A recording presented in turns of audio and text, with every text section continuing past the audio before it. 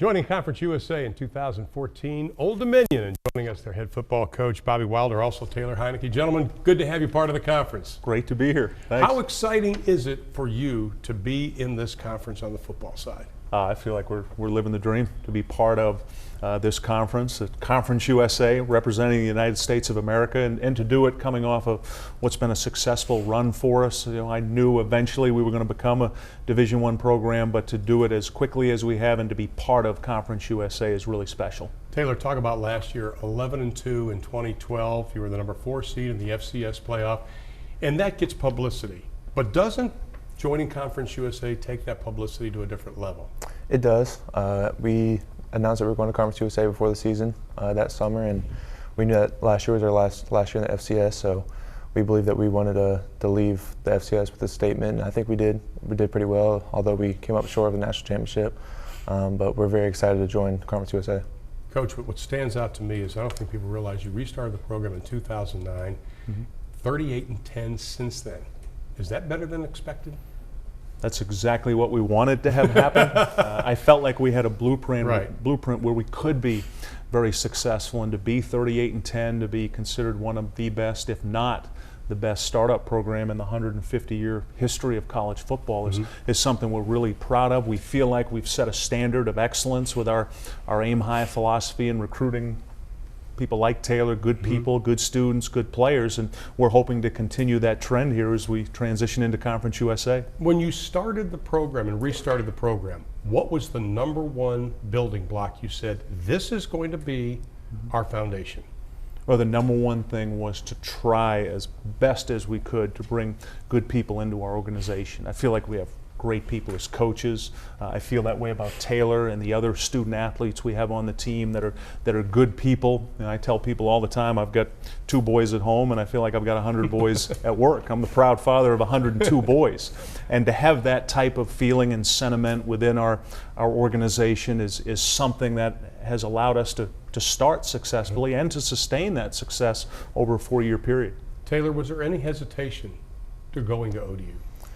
No, not at all. Why? They're my first offer my senior year. I came late, about 12th week, 13th week of my senior season, and they're the first offer. I came and visited December 10th of 2010, and I loved everything about it, and I committed about a week after that. Let's talk about your career, because you broke Steve McNair. I just asked you if you knew who he was. You said yes. Congratulations. 18-year-old FCS record for passing plus 5,000 yards. You led the nation in passing yards a game at 390. 44 touchdown passes, 55 total touchdowns. Tell me when I bore you. Over 427 yards per game. Plus, you won the Walter Payton Player Award, Best Player for the FCS. What did that mean to you when you hear McNair, Payton, and now your name is there? It's huge. It's very humbling. I'm very honored to be my name have in the same sentence as them. But again, it's a team sport. Those receivers last year were unbelievable. And my offensive line, unbelievable last year. And that New Hampshire game, we ran about 100 plays that game, and all starting 5 offensive linemen played every single down, and we're in a hurry-up offense. And it's unbelievable. And so I give all the credit to them and our coaches. And again, Coach Wickham, I think he's one of the best quarterback coaches out there, and I give a lot of credit to him also. If I were to design a quarterback that not only has talent but has the ability to be very humble, I think this would be the poster child for that, wouldn't he? I think he'd be the one, because he really exemplifies what we're trying to be about. He's a good person. He's a Dean's List student in engineering, and he was the best player in the country last year in college football. And you mentioned humble, that presentation. That's the presentation of all of our players. They're all like Taylor. A lot of them follow his lead, and that has helped us sustain that success within our program. Okay, I want to know who does your scheduling, because your first FBS game, obviously East Carolina, but then Maryland, Pitt, North Carolina, 5 FBS teams, all on the road. Right. That's a pretty tall order, Coach, seriously. And it's exciting. We're excited about it. We've talked a lot this year about how we handle adversity as a program, and that you take every setback and turn it into a comeback. Well, we're going to have some adversity this year. You mentioned 5 FBS teams all on the road, but this is what we want to do. This is the aggressive schedule we went after because we want to be able to continue to build our program, prepare for Conference USA in 2014 with the goal of playing a challenging schedule so we're ready in 14 to compete for the league championship. Taylor, I remember teams, some FCS teams going into Lincoln, Nebraska and play, and at times they played the Huskers off their feet.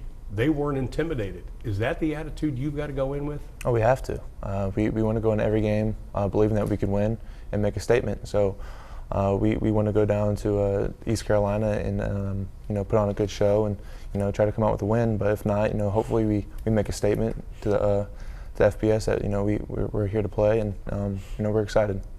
Does it bother you that people don't know that you guys have a football team? Does it give you a little Who doesn't know? I know. Well, they're going to know now, Coach. They're going to know now. But does it ever, I remember when George O'Leary took over at UCF, and he said, he had UCF sweatshirt on. People go, "What's UCF?" And he didn't know, and it kind of frustrated him at times. Does that frustrate you guys at times?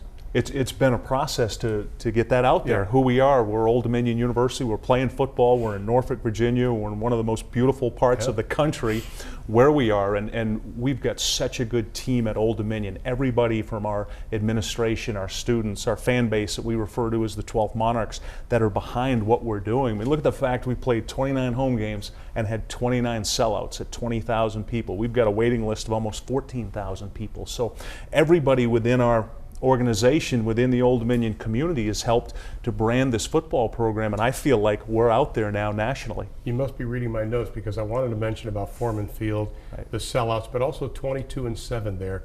Home field advantage and taking care of it is so important no matter what conference you're in. When you play at home, is that a boost of confidence for you? Absolutely. That rush I get when we're under the tunnel, getting ready to run out, it's unbelievable. Again, I remember Coach Wickham coming down and recruiting me and said, game day is a huge atmosphere. It's nothing you ever felt before.